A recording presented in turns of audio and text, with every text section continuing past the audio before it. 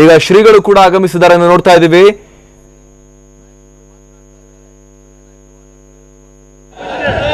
ಆದಿಚುಂಚನಗಿರಿ ಪೀಠಾಧೀಶರು ಕೂಡ ಈಗ ಸ್ಥಳಕ್ಕೆ ಆಗಮಿಸಿದ್ದಾರೆ. ನಾವು ನೋಡ್ತಾ ಇದ್ದೀವಿ, ಆ ಸಂದರ್ಭದ ದೃಶ್ಯಗಳನ್ನ ಗಮನಿಸ್ತಾ ಇದ್ದೀವಿ.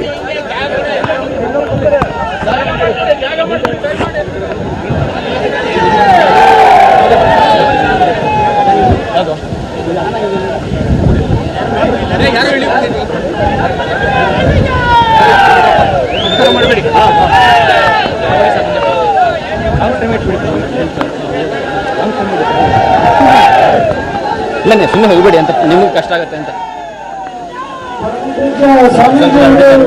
ವೇದಿಕೆ ಮೇಲೆ ಬರ್ತಾ ಇದ್ದಾರೆ. ಅವರ ಆಶೀರ್ವಾದ ನಮ್ಮೆಲ್ಲರಿಗೂ, ರೈತರಿಗೆ ಎಲ್ಲರಿಗೂ ಕೂಡ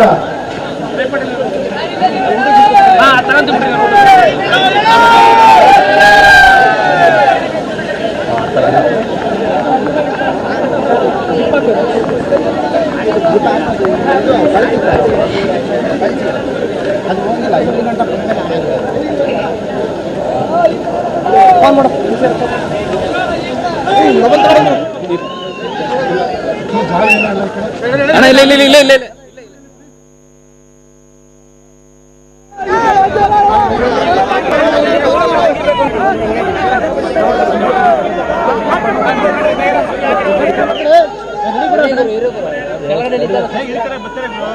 ಇಲ್ಲ ರೀ, ಸುಮ್ಮನೆ ಕೇಳಿಸ್ಕೊಳ್ತೀರಾ? ಯಾರೇನು ಮಾಡ್ತಾರೆ ಅದಕ್ಕೆ ನಾವು ಹೋಗಬೇಕು.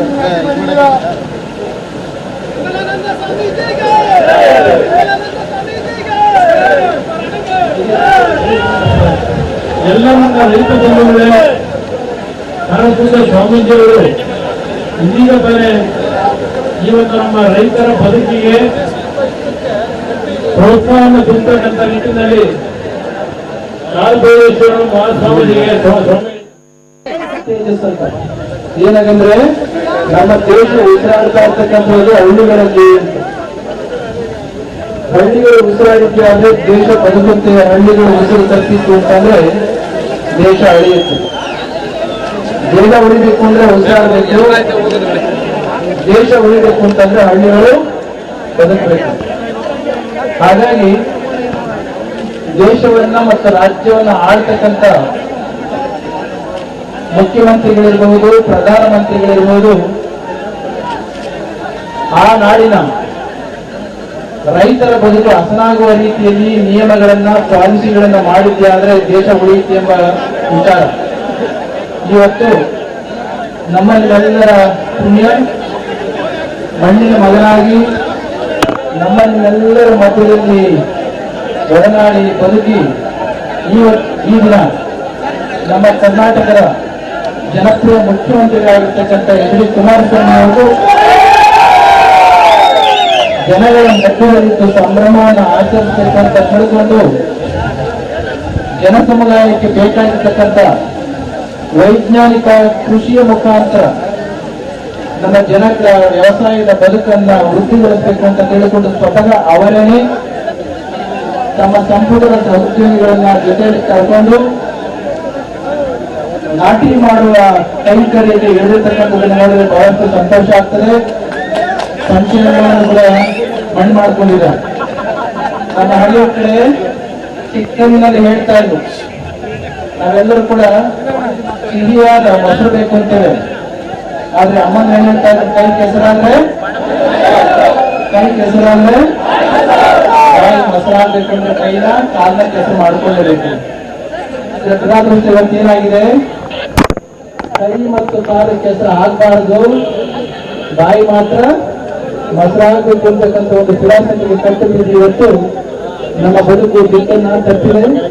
ಅಂತಹ ಹುಡುಗರಿಗೆ ನಾವು ರೋಲ್ ಮಾಡೆಲ್ ಆಗ್ಬೇಕು ಅಂತ ತಿಳ್ಕೊಂಡು ಇವತ್ತು ಕುಮಾರಸ್ವಾಮಿ ಅವರು ಸ್ವತಃ ತಾವೇ ತಮ್ಮೆಲ್ಲ ಆಡಳಿತದ ಸಂದರ್ಭದಲ್ಲಿ ಕೂಡ ಟೈಮ್ ಕನ್ಸ್ಟೆಂಟ್ ಮಧ್ಯದಲ್ಲಿ ಕೂಡ ಬಂದು ಜನಗಳ ಮಧ್ಯದಲ್ಲಿ ತಾವೇ ಎಲ್ಲವನ್ನು ಕೂಡ ತಯಾರು ಮಾಡಿರ್ತಕ್ಕಂಥ ಸಂದರ್ಭದಲ್ಲಿ ನಾಟಿ ಮಾಡಿ ಎಲ್ಲರನ್ನು ಕೂಡ ಮಾದರಿಯಾಗಿದ್ದಾರೆ. ಇವತ್ತು ಇರ್ತಕ್ಕಂತಹ ಮಾದರಿ ಯಾರಿಗೆ ಅಂತಂದ್ರೆ ಕುಮಾರಸ್ವಾಮಿ ಅವರು ಕಲಿತು ಅಪ್ಪ ಅಮ್ಮಂದಿರನ್ನ ಹಳ್ಳಿಗಳಲ್ಲಿ ಬಿಟ್ಟು ವ್ಯವಸಾಯ ನಮಗೆ ಅಲ್ಲ ಅಂತ ದೂರ ಹೋಗ್ತಾ ಇರ್ತಕ್ಕಂಥ ವಿದ್ಯಾವಂತ ಯುವಕರಿಗೆ ಸ್ವಲ್ಪ ಮಾದರಿ ಆಗಬೇಕು, ಹಳ್ಳಿಯಲ್ಲಿ ನಮ್ಮ ಬದುಕಿದೆ ಅಂತ ತೋರಿಸಲಿಕ್ಕೋಸ್ಕರ ಕುಮಾರಸ್ವಾಮಿ ಅವರಿಗೆ ಬಂದಿದ್ದಾರೆ. ಕುಮಾರಸ್ವಾಮಿ ಅವರು ಮತ್ತು ಅವರ ಸಹಾಯ ಸಂಪುಟ ಸಹೋದ್ಯೋಗಿಗಳು ಇಲ್ಲೇ ಇರೋದ್ರಿಂದ ನಮ್ಮೆಲ್ಲರೂ ಕೂಡ ಗೊತ್ತಿರಬೇಕು, ಕೆಲವು ವರ್ಷಗಳ ಹಿಂದೆ ಸ್ವಾತಂತ್ರ್ಯ ಬಂದ ಸಂದರ್ಭದಲ್ಲಿ ಮತ್ತು ಕೆಲ ದಶಕಗಳ ನಂತರದಲ್ಲಿ ಕೂಡ ನಮ್ಮ ದೇಶದ GDP-ಗೆ, ಗ್ರಾಸ್ ಡೊಮೆಸ್ಟಿಕ್ ಪ್ರಾಡಕ್ಟ್ಗೆ, ಎಕಾನಮಿ ಪಾಲಿಸಿಯಲ್ಲಿ ನಮ್ಮ ವ್ಯವಸಾಯದ ಕಾಂಟ್ರಿಬ್ಯೂಷನ್, ವ್ಯವಸಾಯದ ಉತ್ಪನ್ನದ ಕಾಂಟ್ರಿಬ್ಯೂಷನ್ ಎಷ್ಟಿತ್ತು ಗೊತ್ತಾ? 50% ಇತ್ತು. ಎಷ್ಟು? ನಮ್ಮ ದೇಶದ ಒಟ್ಟು GDP-ಗೆ ಕಾಂಟ್ರಿಬ್ಯೂಷನ್ ಆದ ಅಗ್ರಿಕಲ್ಚರಲ್ ಪ್ರಾಡಕ್ಟ್ ವಾಸ್ 50%. ಇಷ್ಟು ವರ್ಷಗಳ ನಂತರದಲ್ಲಿ ನಮ್ಮ ವ್ಯವಸಾಯದಿಂದ GDP-ಯ ಕಾಂಟ್ರಿಬ್ಯೂಷನ್ ಎಷ್ಟಕ್ಕೆ ಇಳಿದಿದೆ ಅಂತಂದ್ರೆ 50% ಇಂದ 15% ಇಳಿದಿದೆ. ಎಷ್ಟು? 50% to 15% ಕೆಳಗಡೆ ಇಳಿದಿದೆ. ಇಂತಹ ಸಂದರ್ಭದಲ್ಲಿ ನಮ್ಮ ದೇಶ ಆರ್ಥಿಕ ಸ್ವಾವಲಂಬನೆಯನ್ನ ಸಾಧಿಸಬೇಕು ಅಂತಂದ್ರೆ ವ್ಯವಸಾಯ ಕೃಷಿಯ ಕ್ಷೇತ್ರ ತುಂಬಾ ಬಲಗೊಳ್ಳಬೇಕಾಗಿದೆ. ಅದನ್ನ ಮನಗಂಡು ಕುಮಾರಸ್ವಾಮಿ ಅವರು ಇವತ್ತು ಯಾವುದೋ IT ಬೇಕಾಗುತ್ತೆ, ದೇಶಕ್ಕೆ ಬೇಡ ಅಂತಲ್ಲ, ಬೇಕಾಗುತ್ತೆ.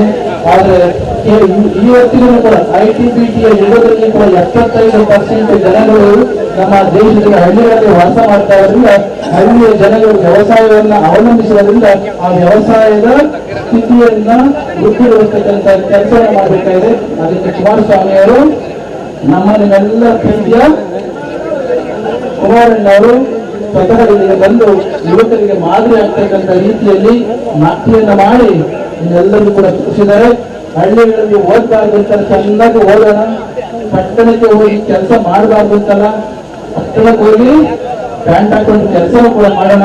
ಕೊನೆ ಪಕ್ಷ ವಾರಕ್ಕೆ 2 ಬಾರಿ ನಮ್ಮ ಹಳ್ಳಿಗಳಿಗೆ ಬಂದು ವ್ಯವಸಾಯವನ್ನು ಕೂಡ ನಾವು ಅವಲಂಬನೆ ಮಾಡಿದ್ದಾದ್ರೆ ಹಳ್ಳಿಗಳು ಉಳಿದ್ರೆ ದೇಶ ಉಳಿಲಿಕ್ಕೆ ಸಾಧ್ಯ ಆಗುತ್ತೆ. ದೇಶದ ಉಳಿದ್ರೆ ಎಷ್ಟು ಉಳಿತಾನೆ ದೇಶ ಉಳಿಯುತ್ತೆ. ಇಂತಹ ಸಂದರ್ಭದಲ್ಲಿ ಭೀಮ ಅಮಾವಾಸ್ಯೆ ದಿನ ಕುಮಾರಣ್ಣವ್ರಿಗೆ ಕೇಳಿದ್ವಿ, ಚಿಂಚನೂರಿಗೆ ಬನ್ನಿ ಇವತ್ತು ಅಮಾವಾಸ್ಯೆ ಪೂಜೆ ಮಾಡೋಣ ಅಂತ.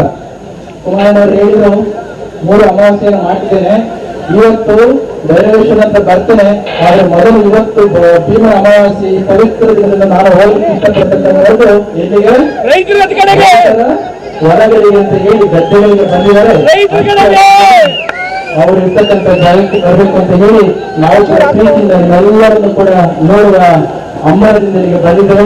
ಆಗಿರ್ತಕ್ಕಂಥ ಕೆಲಸವನ್ನು ನೋಡಿ ಸಂತೋಷ ಪಟ್ಟಿದ್ದಾರೆ.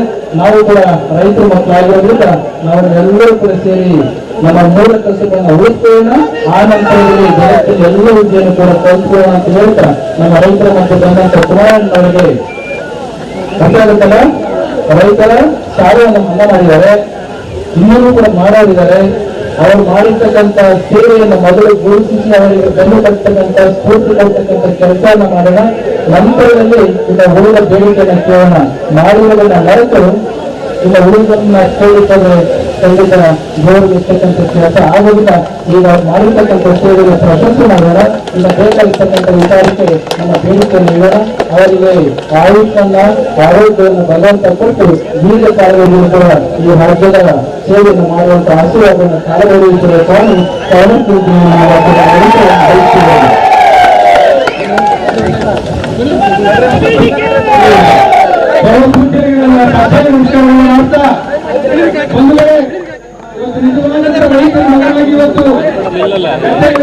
ರಾಜ್ಯದ ಡಾಕ್ಟರ್ ಕುಮಾರಣ್ಣವರಿಗೆ ಕುಮಾರಣ್ಣವರು ನನ್ನ ಅಕ್ಕ ಕಲಿಪಟ್ಟ ಊಟ ಬರ್ತಾ ಇದ್ದಾರೆ, ಅನ್ನ ಆರೋಡಿತಾ ಇದೆ.